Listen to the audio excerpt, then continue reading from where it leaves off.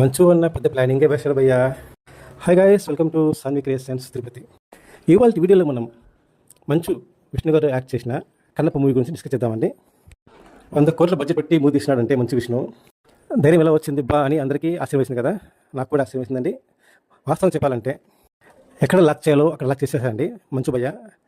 అదేంటో కాదు, మన డార్లింగ్ గారిని మూవీలో పెట్టి అందరినీ మూవీకి రప్పించేలా పెద్ద ప్లాన్ వేశారు భయ్య మన మంచు అన్న.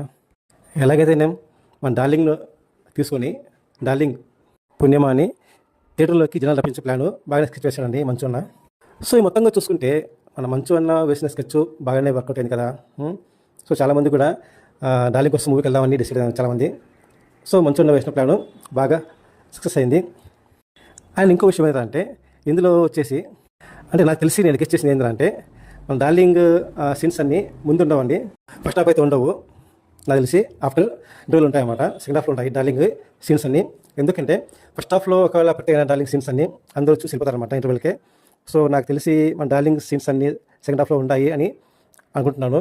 సో మీరేమనుకుంటున్నారు, మీకు అదే అనిపిస్తుందా? కింద కామెంట్ చేయండి.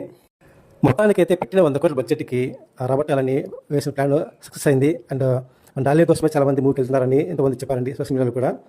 అండ్ వెయిట్ చూద్దాము, and wait and see. And మీరేమనుకుంటున్నారు, మన డార్లింగ్ సీన్స్ అన్నీ ఎప్పుడు ఉంటాయి, ఫస్ట్ హాఫా సెకండ్ హాఫా అని మీరు గెస్ చేసిందే చెప్పండి కింద కామెంట్లో. Bye and thank you for watching my video. Please subscribe my channel, like, share and comment. Bye.